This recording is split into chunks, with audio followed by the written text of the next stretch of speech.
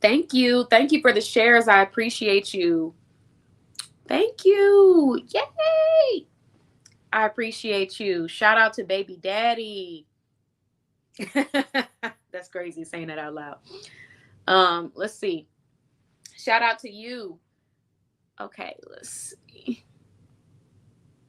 All right, let's go. Hello, everyone. Thank you for joining. My name is Katan. I'm the founder of BossBayBlog.com. And today we are talking about stop waiting until your business looks professional. So I have some conversations that I want to discuss. The first thing is perfectionism. The second thing is starting with what you have. And the third thing is improving while you're visible. Okay, perfectionism. It ends up becoming a procrastination technique for you subliminally. And I say this because I know so many entrepreneurs that what is this? TikTok really needs to stop with these notes. Okay, yeah. Sorry, guys. So I say that because I know so many entrepreneurs that lean on perfectionism and then they end up never executing. So it's perfectionism. Perfectionism is not the goal. Execution and elevation is the goal. You are not going to be perfect at anything that you do. And even if you get close to it, you're still going to have a day where maybe there's a mistake or something could have been done better. There's always opportunity for growth. And a lot of times people get so stuck on it has to look like this, it has to feel like this, it has to sound like that. And then they end up never doing. Trust me, you do not want to do what the average person will do when it comes to their dreams and their goals, which is get overwhelmed by trying to be perfect and then never doing anything. Um, I can't stress this enough. No day is promised. If you are someone who likes to perfect, ask yourself, are you truly striving for perfectionism or are you simply procrastinating because you're scared of what if you fail or what if you succeed?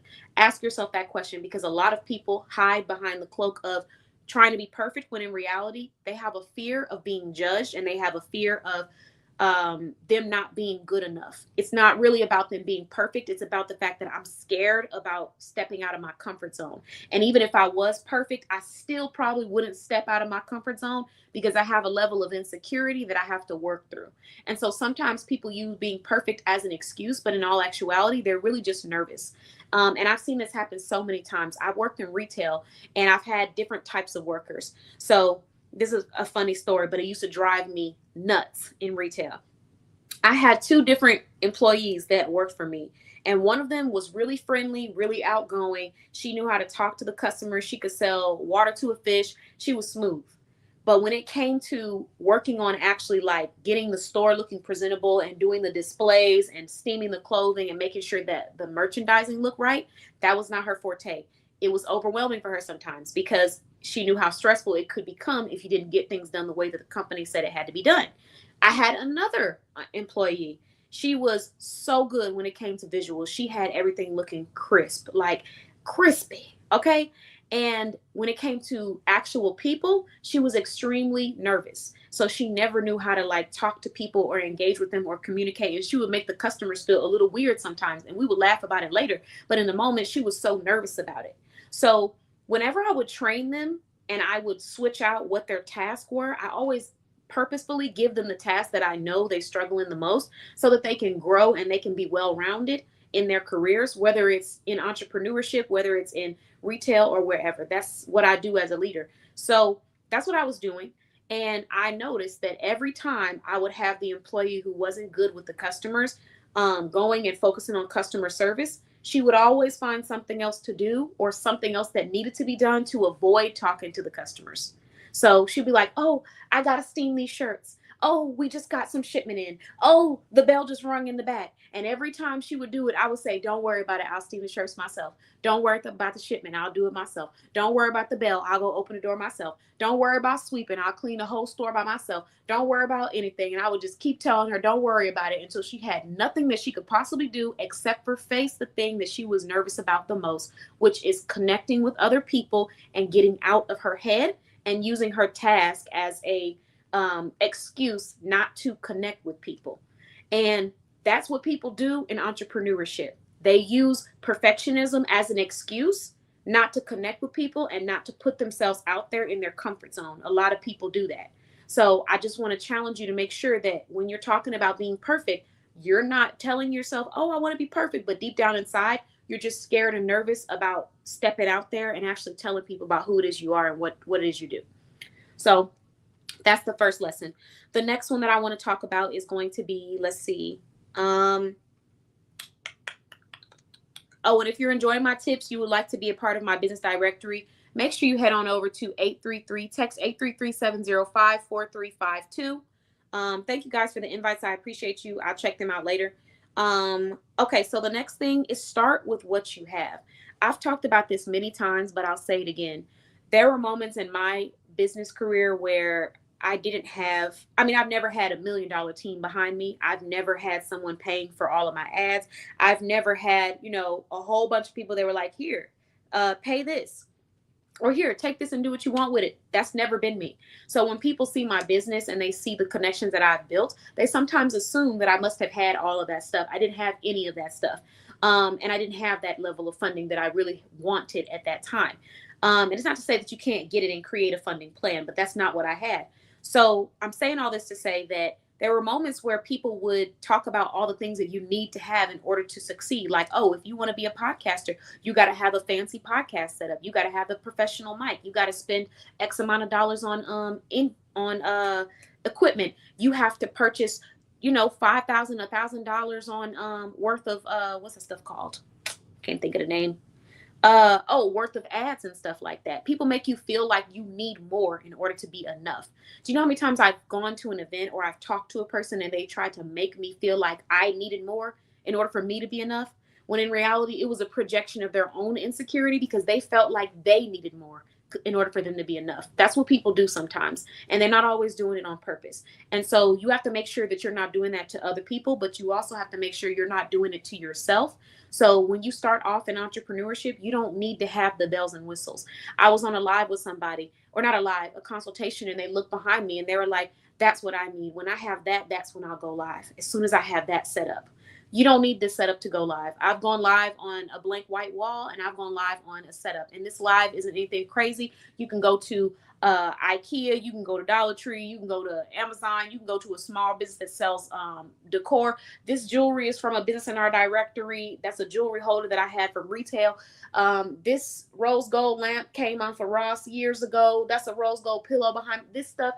It doesn't cost you an arm and a leg to obtain, number one. And number two, you don't need it. It's just an excuse that you're giving yourself not to go hard because you're scared of failing and you're scared of what other people think. And you have to stop caring about what other people think. And that really is what it boils down to. A lot of people are used to external validation. So they look for other people to validate what they're doing. And if you do that in entrepreneurship, you will fail because entrepreneurship is not a place where you can be insecure or shy. Not at the same time. You can be a little insecure, but you can't be shy at the same time.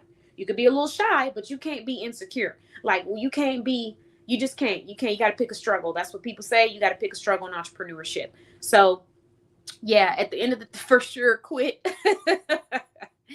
No, really. I had this conversation with somebody, and when I was telling my friend about it, they just couldn't believe that I said that because I am a coach and I'm a consultant. I'm always trying to uplift people. But I talked with this person and they were just talking about how they were scared to do this and scared to do that. And I said, they asked me for my opinion. And I said, let it go. Let it go. And it's not because I don't want you to do well. And it's not because I don't think you can do it. It's because you don't want it enough. You have to want it more than the discomfort. You have to be okay with looking silly. You have to be okay with just not giving rats, about what other people are thinking. Because if you are worried about what everybody else is thinking, you are never going to achieve what is meant for you, and you're never going to step into your true calling. So I remember the one time where I, for a moment, almost doubted myself, not really myself, but my capabilities. When I first started podcasting, people told me that in order for you to reach, in order for you to get past a certain threshold in podcasting, you have to be able to hit your first 1,000 views. And I kept saying, okay, I got to get to these first 1,000 views. But when I was doing my podcast, I was like, I got to have it perfect. Like I was reading off of a script, like very robotic. If you go back and listen to my first podcast, you probably can tell I was reading off of a piece of paper, and I did that piece of paper over and over again. It would take me 30 minutes to an hour sometimes to record 1 to 2 podcasts because of me trying to be perfect. And then on top of that, I remember sitting there late at night, probably around like 3 a.m. in the morning, saying to myself, I got to get a professional podcast mic. I got to buy a professional setup. How much does this stuff cost? And I started looking up how much it costs for these super fancy things. And in the process of me doing that, um, I remember sitting there and I had to remind myself of who I am and how hard I have worked throughout my life to have the respect that I have from myself and from the people around me. How hard I've worked to learn what I've learned. How quickly I've overcome obstacles that sometimes people may have been discouraged by. I had to remind myself, and I said, I'll be damned if I let a fancy mic be the reason why I don't get to these 1,000 views on my podcast or these 1,000 downloads. So not only am I going to reach them, I'm going to reach them without this mic. And then once I reach them, I'll celebrate by getting me a different tool. I reached over 1,000 podcast downloads way before I actually purchased a physical mic for my podcast, actually sitting at about 6,000 podcast views.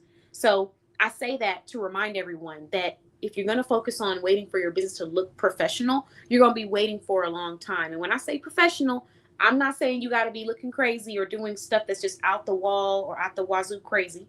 I'm saying if you're sitting and trying to perfect everything, you're going to be waiting for a very, very, very long time. And who's to say that you have that time to wait? No day is promised. So that is the message that I want to leave with everybody who is watching. If you're enjoying the message, make sure you like, subscribe, follow me on YouTube if you're watching from YouTube. Share me on Facebook, share me on TikTok, like this video. Stay connected with me, guys. We'll be having more conversations like this. All right. The last thing I want to talk about is improving while you're visible. You can grow while you're visible. You can elevate while you're visible. You can learn while you're visible. You don't have to wait until you're perfect to then start telling people about your business. You just need to focus on elevating. I'm not saying you don't need to have a plan, because I've seen people just jump out and start selling products with no plan. That's not what I'm saying. But I am saying that you can be growing while you are pushing yourself out there. But to sit behind the cloak of I need to be professional in order for me to actually start talking about my business and showing off my products, you're going to be waiting for a real, real long time. Because guess what? Even some of the greatest entrepreneurs still have not reached perfection. So that should be a reminder to you. All right. Now that we've had that conversation, I just want to say thanks to my viewers. I appreciate you all for joining. Thanks for joining TikTok. We're sitting at over 66 viewers from the notification that I got. I'll keep announcing as we go. The next conversation that we're going to have is your audience may not understand what you actually do. If you are someone that struggles with perfectionism and you need a coach or a consultant, but you are willing, we're at 83 plus views. Yay. Thank you. But if you are willing and you want a coach or a consultant to assist you and you're ready to do what it takes and follow the instructions, then you want to go ahead and text us at 833-705-4352. We got a 3-month coaching package available. I think it's available at the price of either $200 to $300. And if you say that you are watching this TikTok live, we're going to hit you with a special little promo. So make sure you go do that. All right, moving on. Stop waiting until we did that. Your audience may not understand what you actually do. So let's talk about that. Facebook, YouTube, I'm going to pause. We'll